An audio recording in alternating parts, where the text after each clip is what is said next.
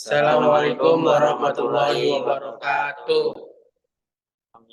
Kami dari kelompok 1 akan menjelaskan tentang keamanan jaringan komputer pada mata kuliah jaringan komputer dan komunikasi data. Asli dengan 4312009. Saya Gilmer Sandi dengan 4311034. Saya Abdurrahman Alfaiz.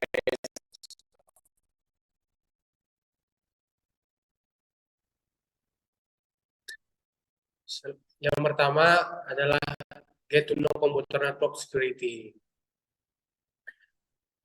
Konsep dasar keamanan jaringan komputer, yakni keamanan jaringan komputer adalah proses untuk mencegah dan mengidentifikasi penggunaan yang tidak sah dari jaringan komputer. Keamanan jaringan komputer adalah untuk mengantisipasi risiko jaringan komputer berupa bentuk ancaman fisik maupun logik, baik langsung ataupun tidak langsung, yang mengganggu aktivitas yang sedang berlangsung dalam jaringan komputer.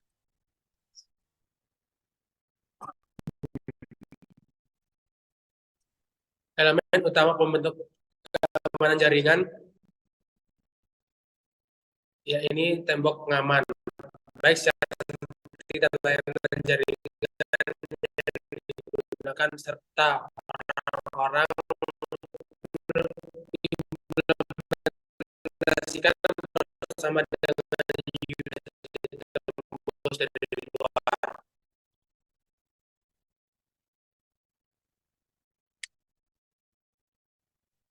Bentuk ancaman keamanan jaringan komputer terdiri dari 2. Yang pertama adalah fisik, ya, kerusakan komputer dan bencana alam. Yang kedua adalah bentuk ancaman logik. Yang pertama, kerusakan pada sistem operasi atau aplikasi, virus dan sniffing. Bentuk ancaman keamanan jaringan komputer ada beberapa bentuk ancaman. Yang pertama, sniper.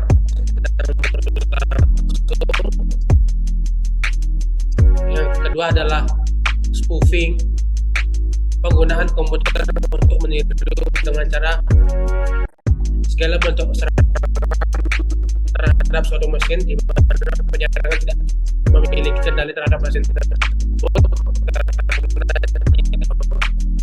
media transmisi.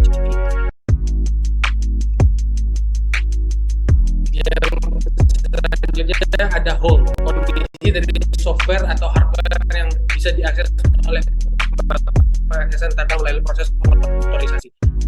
Kemudian ada breaking, perilaku menjadikan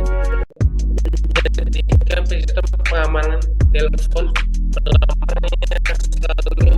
orang yang secara diam mempelajari sistem yang biasanya suka mengerti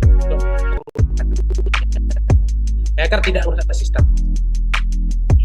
Dan yang terakhir ada cracker, yakni orang yang secara diam-diam belajar berusaha ingin membangun yang rusak.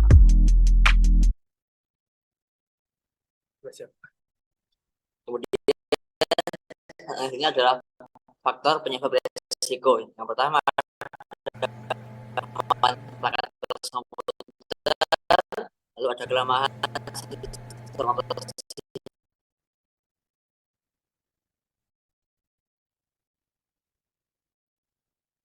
Kemudian ada pun metode penyerangan keamanan jaringan komputer, yaitu ada eavesdropping atau mendapatkan duplikasi pesan tanpa izin. Kedua ada masquerading atau mengirim atau menerima pesan menggunakan identitas lain tanpa izin. Ketiga ada message tampering, yaitu mencegat atau menangkap pesan dan mengubah isinya sebelum dilanjutkan ke penerima sebenarnya. Kemudian yang keempat ada replaying, yaitu menyimpan pesan yang ditangkap untuk pemakaian yang berikutnya. Kemudian yang kelima ada denial of service, yaitu membanjiri saluran atau sumber lain dengan pesan yang bertujuan untuk menggagalkan pengaksesan pemakai lain. Kemudian ada kategori serangan keamanan jaringan komputer. Yang pertama ada interruption, yaitu dipakai oleh yang berwenang. Contohnya adalah perusakan atau modifikasi terhadap piranti keras atau saluran jaringan. Yang kedua ada interception atau user yang tidak berhak mendapatkan akses file, contohnya penyadapan terhadap data dalam suatu jaringan. Kemudian yang ketiga ada modification, yaitu user yang tidak berhak tidak hanya mendapatkan akses tetapi juga dapat mengubahnya. Contohnya adalah perubahan nilai pada file data, modifikasi program sehingga berjalan tidak semestinya, dan modifikasi pesan yang sedang ditransmisikan dalam jaringan.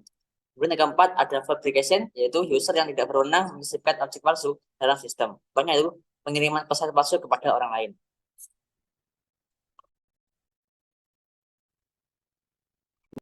Kemudian ada pengendalian satu, yaitu untuk membatasi akses ke jaringan. Yang pertama, sehingga memperkecil peluang penembusan oleh pemakai yang tidak diotorisasi. Misalnya ada pembatasan login, pembatasan jumlah usaha, kendali akses. Itu melakukan user.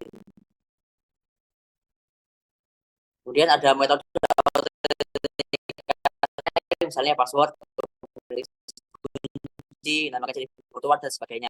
Kemudian ada sesuatu yang dimiliki pemakai, misalnya badge mengenai ciri pemakai, misalnya sidik jari, sidik suara, foto, tanda tangan. Yang ketiga mengaku sebagai eksekutif, dan mengaku sebagai administrator, dan mengaku sebagai petugas amanan e-commerce, dan yang terakhir pencurian seperti penyuapan dan kekerasan. Itu memanfaatkan teknologi firewall yang memisahkan internal dengan network eksternal dengan rute tertentu. Penentuan identitas dari seseorang yang sebenarnya. Hal ini diperlukan untuk keutuhan dan keamanan data.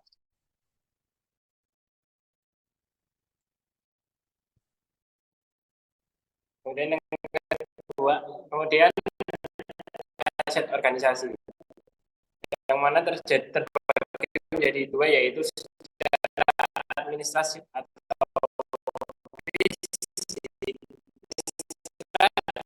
atau fisik dengan membuat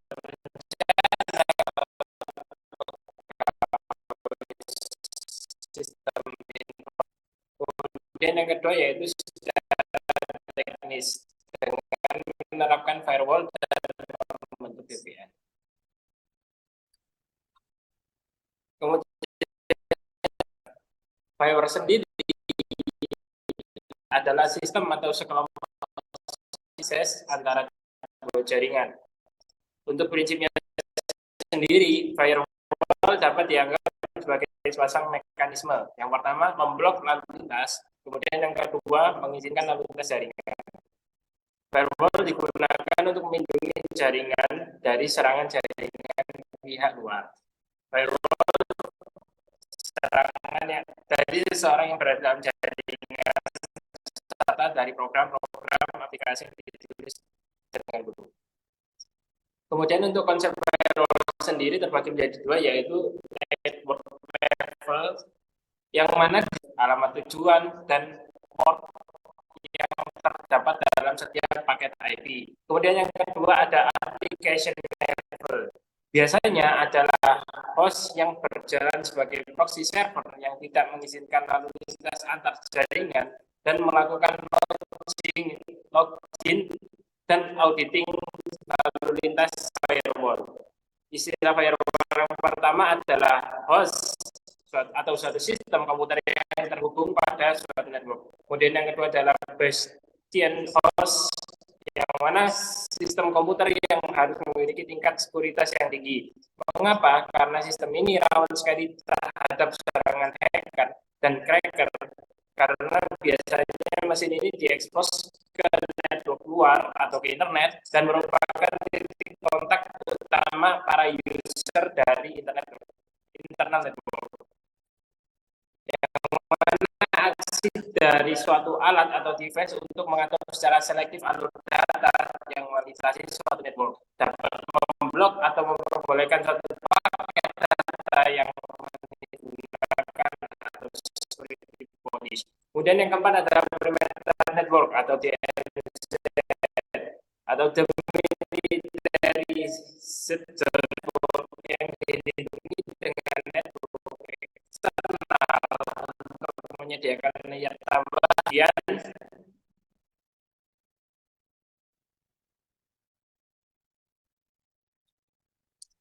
Kemudian ada klasifikasi desain firewall dalam sistem paket filtering atau screening. Router adalah router yang melakukan routing paket antara internal dan eksternal network secara selektif sesuai dengan security policy yang digunakan pada network tersebut.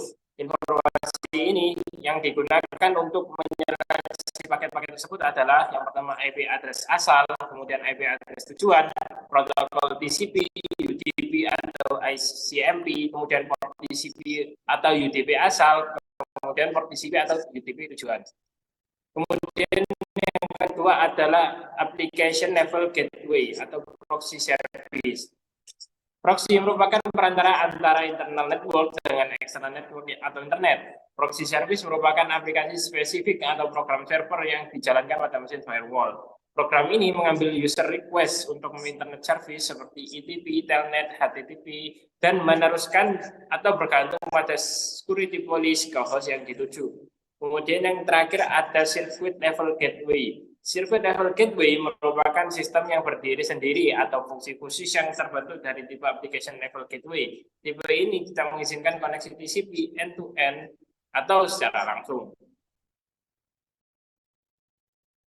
Kemudian arsitektur dasar firewall pada keamanan jaringan komputer. Yang pertama adalah arsitektur dua home host atau dual home gateway atau DHG. Yang pertama dari DHG ini yaitu sistem DHG menggunakan sebuah komputer dengan paling sedikit dua network interface. Interface pertama dihubungkan dengan jaringan internal dan yang lainnya dengan internet. Dual home host berfungsi sebagai bastion host atau front terdepan bagian terpenting dalam firewall. Kemudian yang kedua adalah screened host atau screened host gateway atau SHG. Pada topologi SHG, fungsi firewall dilakukan oleh sebuah screening router dan bastion host. Router ini dikonfigurasi sedemikian sehingga akan menolak semua trafik kecuali yang ditujukan ke bastion host. Sedangkan pada trafik internal tidak dilakukan pembatasan. Dengan cara ini, setiap client service pada jaringan internal dapat menggunakan fasilitas komunikasi standar dengan internet tanpa harus melalui proxy. Kemudian yang terakhir ada screened subnet atau screened subnet gateway atau SSG. Yang mana firewall dengan arsitektur screened subnet menggunakan dua screening router dan jaringan tengah atau perimeter network antara kedua router tersebut di mana ditempatkan bastion host.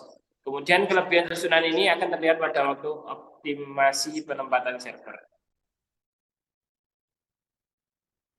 Baik, cukup sekian dari kelompok kami, kelompok 1. Kurang lebih mohon maaf jika ada salah kata dan ucapan yang kurang berkenan. Terima kasih. Assalamualaikum warahmatullahi wabarakatuh.